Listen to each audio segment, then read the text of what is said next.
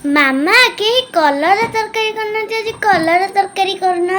କଲରାରେ ତରକାରୀ ଯେମିତି ପିତା ଲାଗିବନି।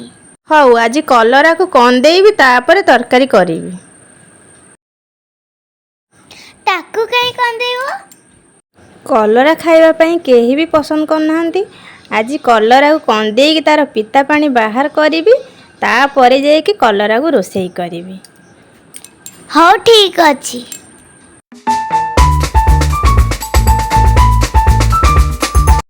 ଦେଖିଆ କଲରାଟା ପିତା ଲାଗୁଛି ନା ନାହିଁ। ଜମା ବି ପିତା ଲାଗୁନି, ବଢ଼ିଆ ଟେଷ୍ଟ ଲାଗୁଛି।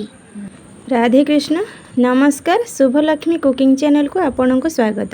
ମୁଁ କଲରାକୁ ଏମିତି ଗୋଲ ଗୋଲ ସେପ୍ରେ କାଟି ନେଇଛି। ଅଧ ଚାମଚ ହଳଦୀ ଗୁଣ୍ଡ, ଅଧ ଚାମଚ ଲୁଣ ଦେଇକି ତାକୁ ଭଲ ଭାବରେ ଗୋଳେଇ ନେଲି। ଆଉ ତାପରେ ମୁଁ ଏଠି କଭର କରିକି ତାକୁ ସାଇଡ଼ରେ ରଖି ନେଇଛି। ତାପରେ ମୁଁ ଏଠି କଡ଼େଇ ବସାଇ ନେଇକି ମସଲା ଏଠି ବନେଇ ନେଉଛି। ମସଲାରେ ମୁଁ ନେଇଛି ଏଠି ଗୋଟେ ରସୁଣ, ତାପରେ ନେଇଛି 1 ଇଞ୍ଚର ଅଦା। ତାକୁ ଟିକେ ହାଲକା ଭାଜି ସାରିଲା ପରେ ମୁଁ ଏଠି କାଟିକି ରଖିଥିବା ପିଆଜକୁ ଦେଇ ଦେଉଛି। ପିଆଜକୁ ଟିକେ ହାଲକା ଭାଜି ନେଲା ପରେ ତାପରେ ମୁଁ ଏଠି ଟମାଟୋ ଆଡ଼ କରିବି। ଦେଖନ୍ତୁ, ଟମାଟୋକୁ ଦେଇ ଦେଇଛି। ମସଲା ଏଠି ଆମର ଅଧା ସିଝିବା ଯାଇ ଭାଜିବା। ଆପଣ କଲରା ତରକାରୀ କଲାବେଳେ ବିଲକୁଲ ବି କଞ୍ଚା ମସଲା ଜମା ବି ଦେବେନି। ମସଲାକୁ ଏମିତି ଭାଜିକି ଗ୍ରାଇଣ୍ଡ କରିବେ। ମୁଁ ଏଠି ମସଲାକୁ ଭାଜି ନେଇଛି। ମସଲା ମୋର ଏଠି ହେଇଗଲାଣି। ତାପରେ ମୁଁ ଏଠି କାଢ଼ି ନେଇଛି। ଏଠି କଲରାକୁ ଦେଖନ୍ତୁ, ମୁଁ ଏଠି ରଖିଦେଇଥିଲି କଭର କରିକି। କଲରାରୁ କେତେ ପାଣି ବାହାରୁଛି ତାକୁ ଭଲ ଭାବରେ ଚିପୁଡ଼ି ଦେବେ, ତାର ପିତା ପାଣିଟା ଯେମିତି ବାହାରିଯିବ।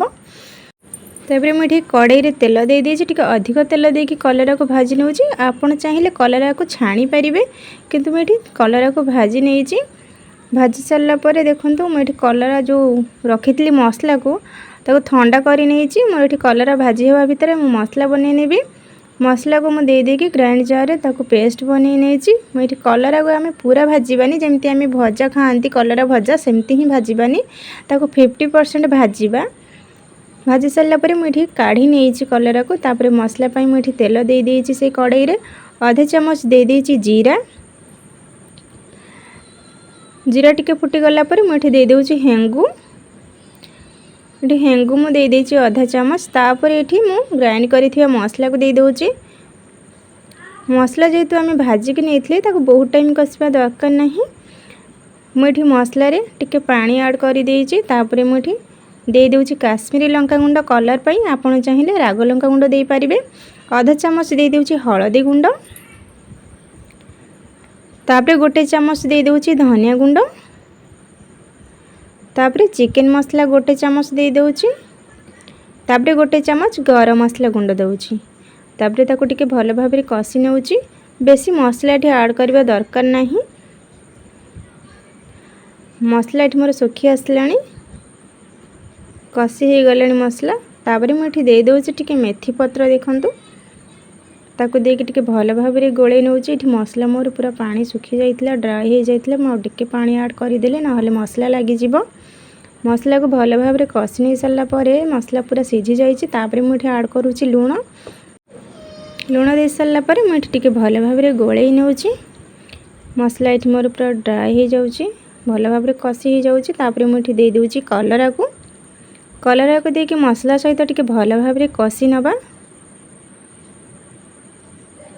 ଯଦି ରେସିପିଟି ଆପଣଙ୍କୁ ଭଲ ଲାଗିଥାଏ ତାହେଲେ ଲାଇକ୍, ସେୟାର, ସବସ୍କ୍ରାଇବ୍ ନିଶ୍ଚୟ କରିବେ। ଆପଣ ଏମିତି ରୋଷେଇ କରନ୍ତୁ, ବିଲକୁଲ ବି କଲରା ପିତା ଲାଗିବନି। ଦେଖନ୍ତୁ, ମୋର ଏଠି କଲରା ଭଲ ଭାବରେ କଷି ହେଇଯାଇଛି। ତାପରେ ମୁଁ ଏଠି କଭର କରି ନେଉଛି, ଯେମିତିକି କଲରା 50% ଆଉ ସିଝିଯିବ। ଆମର ଭାଜିଲା ବେଳେ 50% ସିଝି ଯାଇଥିଲା, ବାକି ତକ ଏବେ ସିଝିଯିବ ଗ୍ରେଭିରେ। ଦେଖନ୍ତୁ, ମୋର ଏଠି କଲରା କେତେ ଭଲ ଭାବରେ ହେଇଯାଇଛି।